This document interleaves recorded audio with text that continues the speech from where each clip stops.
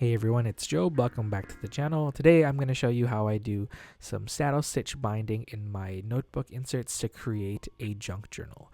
I know some people have different ways of doing their bookbinding, and I need to preface this by saying that I am not a bookbinding expert. I just learned this all by myself, and there are many different ways to do it, and there are many different correct ways to do it. I'm not saying that my way is incorrect. I'm just saying that my way might be a little bit different from how traditional bookbinders might do things.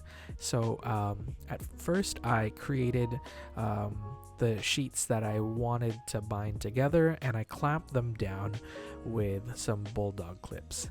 And as you can see, I have pre-folded all of my sheets so they have a center crease, and that's going to be where the spine of my notebook is. I know a lot of people like to actually do the stitching first and then create that center crease, but for this video I have created the crease first and then I will do my stitching. To start off, once you have all of those sheets compiled using a bulldog clip, you're going to use an awl, which is a sharp pokey tool, and create one hole in the center of my insert. Sorry, I've filmed this voiceover, or I've recorded this voiceover a million times, so I'm just going to go for it. But you will create the center hole from the inside of your junk journal, and once you've done that, you're just going to take that all out and then do the same thing at the back, just to emphasize that hole a little bit more. You're going to create another hole on the right side of that center hole, and I didn't pre-measure, but as long as all of your holes are equidistant, that's totally fine. And I'm doing that same technique where I have my awl and I take it out and then kind of stick it back in from the back side of the notebook, so not from the inside of the notebook. And I'm going to create another hole on the right hand side of the hole that I just made. So now we have two holes to the right of that center hole. And at the end of this, hole making experience, that's not what I was going to say. After creating all those holes, you should have 5 holes in total. So there's 2 to the right of the center hole and 2 to the left of the center hole.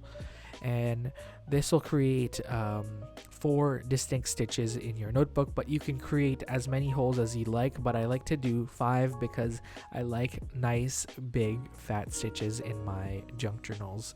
So that's what I'm going to do today, but I'll talk about how you can add more holes later. But for now we're sticking to 5 holes, and I'm just going back with my awl to emphasize those holes through the back side. So in total I have 5 holes.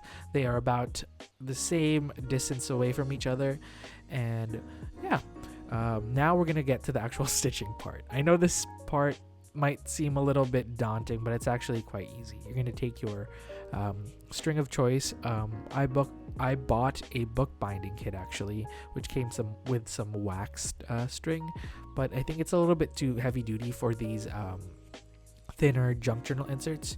I only have about like 24 pages, 20 to 24 pages in this junk journal, so it's not too bad. So I'm just opting to use a nice decorative embroidery floss, and I'm gonna get a pretty considerable amount of embroidery floss. Basically, I'm doing 3 notebook lengths worth of embroidery floss, and I'm just doing that so I have enough embroidery floss and I don't run out of it, because trust me, I have done this before where I used too little and then I had to do my stitch all over again because there wasn't enough to like fully bind the book together. So now you're gonna string your embroidery floss, or whatever type of string, or whatever string you want to use. You can use yarn if you're doing like a bigger project, or whatever you want to use, but I'm using embroidery floss because my notebook insert isn't going to be too thick, and I have this awesome threader that I use to thread my needle because I'm really bad at doing that. And we are not going to create like a double. Sorry, I have no like formal sewing skills, so I can't really use technical terms. I'm not gonna like double the string, so I'm just gonna keep it like a single what is it called, single like thread of string. That doesn't really make sense, but I'm not making like a double loop. So once I have my needle, sorry, I'm just cringing because I know people use such technical terms, but I have no idea what I'm doing. I'm just showing you how I do it. I'm going to go in from the center hole from the inside of my notebook, and I'm going to leave a tail. And that's the most important part, because you want to leave that tail because you're going to use it to create your knot later. I'm going to move to the right hole, and we came from the back, and we're going to go into the notebook. So now we're back in the center portion of the notebook. So now we're going to go into the next hole to the right, and that's the last hole on the right, and we're going to go from the center and go into the back of the notebook. So now our needle and string is facing the back side of the needle, and we're going to go back into that other hole. We're going to the left now. So we're basically just completing and moving to the next hole that's next closest to us to complete a stitch. And now we're going back through the center. So as you can see, you're kind of just weaving in and out from the different holes. So you're using the same string, but you're kind of creating a stitch on both ends of the notebook. So there's a stitch in the center, inside, and then on the back side.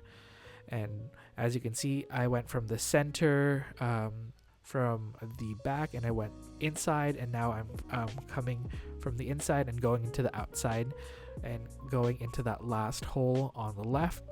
So that's the leftmost hole, and then I'm gonna go back in to the nearest hole, which is the one to my right, and then go back in, and we're almost done. We're going to do one more stitch, and we're going to end up on the outside. So we're going to go from the inside of the notebook into the back.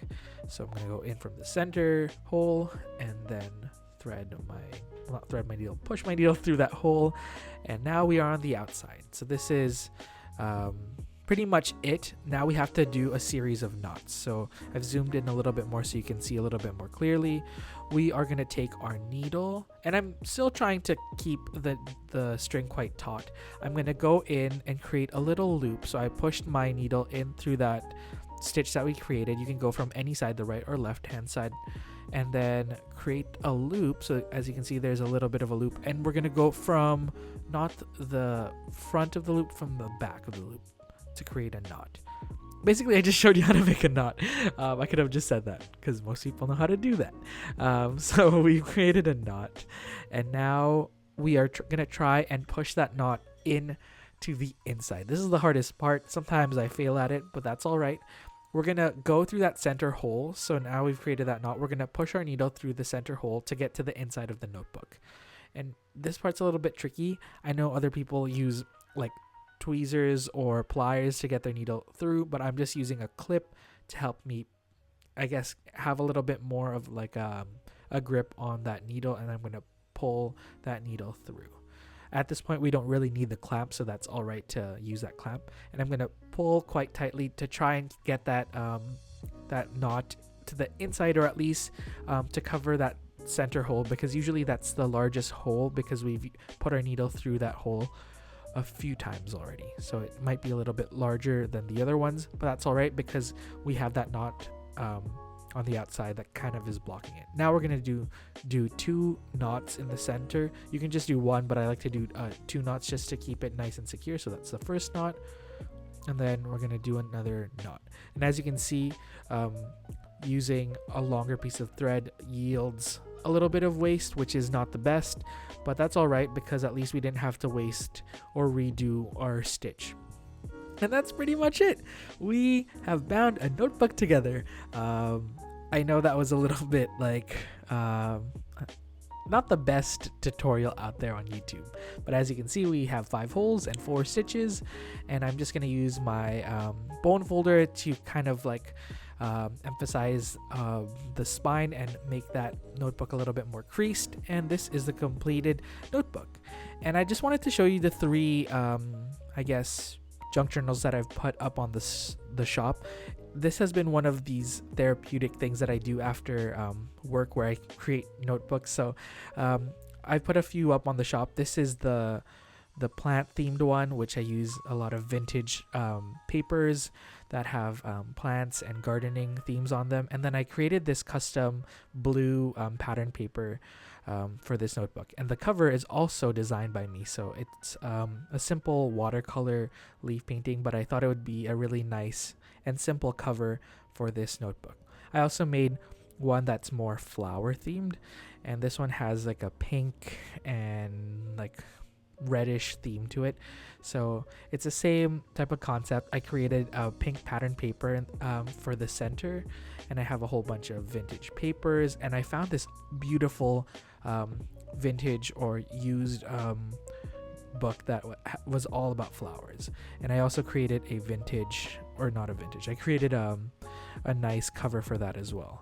This is probably one of my favorite junk journals that I've made. This is I'm calling it the Vancouver Junk Journal because there is an aerial photograph that I used as the cover of this junk journal. So the cover is a vintage photo of a place in British Columbia, and then I created a custom pattern paper, and there's a running mushroom theme through this one, which I love. But yeah, there's some notebooks up on the Etsy shop.